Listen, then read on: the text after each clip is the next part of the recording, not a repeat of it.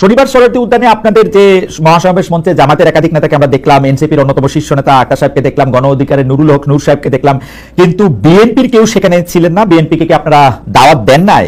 আপনারা বিএনপি বিরোধী একটা বড় জোট করতে চাইছেন, এটাই কি আপনাদের উদ্দেশ্য? না, আমরা পিআর সিস্টেম নির্বাচন চাই।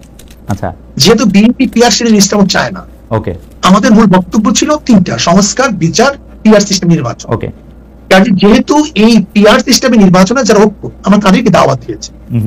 বিএনপি যদি ঐক্য ছিল না, এই জন্য দাওয়াত দিইনি। বিএনপি যদি আগেও বলে আমরাও পিআর বিশ্বাসী, আমরা তাদেরকে দাওয়াত দেবো ভবিষ্যতে, সমস্যা নেই।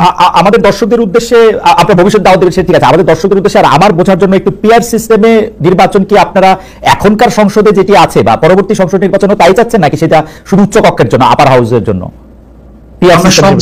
আচ্ছা, ঠিক আছে, তাহলে একটু বুঝে নিন।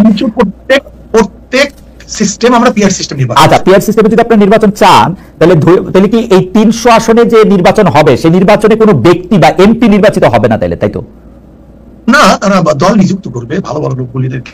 না, ধরেন দল নিযুক্ত করলো, দল নিযুক্ত করে ধরা যাক ইসলামী আন্দোলন 50% ভোট পাইলো, সেই জন্য তারা 150 সিট পাবে। আর বাকি যারা 20%, 30% তারা সেরকম করে কেউ 100 সিট, কেউ 50 সিট, কেউ 30, 20, 10 এরকম করে পাবে। আপনি যে 150 সিটে জিতলেন বা 150 সিটে জিতবেন পিআর পদ্ধতিতে, সেইখানে তো আপনি বাছাই করবেন কোন কোন সংসদীয় আসনে আপনার লোক দিবেন, তাই তো? তাই। কিন্তু যদি ধরা যাক আমাদের বরিশাল 1 আসনে আপনিও সেখানে একজন লোককে নিয়োগ দিতে চাচ্ছেন, যে 30% পাইছে উনিও ওইখানেই ওনার সিটটা চান, যিনি 10% পাইছে উনিও ওইখানে ওই সিটটা চান, এইটা রিজলভ করা হবে কিভাবে? কোনো সমস্যা নেই, আমরা কম্প্রোমাইজ করে নেব। আমার কাছে কি মনে হয় জানেন, আপনি আমাকে কারেক্ট করেন ইফ আই এম রং, আমার কাছে মনে হয় যে আপনারা তড়িঘড়ি করে এই পিআর সিস্টেমের কথা বলতেছেন, পিআর সিস্টেমটার ভালো মন্দ বিবেচনা না করে, সম্ভাব্যতা বিচার না করে আপনারা পিআর সিস্টেমটা করার সময় এইটাও ভুলে গেছেন যে একটা 300টা আসনে আপনার 300টা ব্যক্তি গুরুত্বপূর্ণ। আপনি মনে করতেছেন শুধু মার্কাটা পাস করে আসলেই হবে, এরপর আপনি টেবিলে বসে 10টা লোককে আপনার ইচ্ছা মতো নিয়োগ দিবেন। This is not fair. আমাকে কথা বলতে জি জি, বলেন।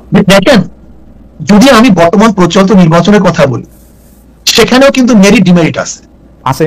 আপনার পিআর সিস্টেমে নির্বাচনে মেরিট ডিমেরিট অবশ্যই আছে, কিন্তু আমরা দেখবো মেরিট ডিমেরিটের মধ্যে কোনটার গ্রহণযোগ্যতা বেশি, কোনটার গ্রহণযোগ্যতা কম।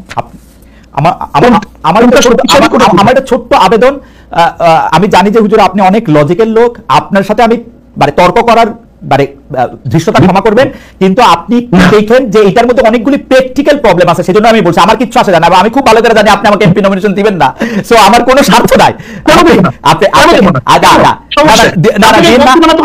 আমার চেয়ে অনেক যোগ্য লোক আছে, তাদেরই দিয়েন, কিন্তু আপনি এটা দেখেন পরীক্ষা করে যে এটার মধ্যে আসলেই ঝামেলা আছে, আসলে একটু কথা বলি। পিআর সিস্টেম নির্বাচনের দাবিটা কিন্তু আমরা এই গত 28 তারিখ করি নাই। পিআর সিস্টেম নির্বাচনের দাবিটা কিন্তু আমরা 2008 থেকে শুরু করেছি। আমার শুধু আবেদন আপনি নিজে, আমার আবেদন আপনার কাছে, কারণ আপনাকে তো সবসময় পাবো না, আপনি নিজে যে পিআর সিস্টেমটার কথা আপনি বলছেন সেটা একটু পরীক্ষা করে দেখেন। আমার আর কোনো আবেদন নাই, এটা জাস্ট আমার একটা আবেদন। পরীক্ষা আমি ভালো মনে করছি, কিন্তু বক্তৃতা করেছি। আচ্ছা, পরীক্ষা আপনি অলরেডি করে ফেলছেন। আচ্ছা, ঠিক আছে, থ্যাংক ইউ।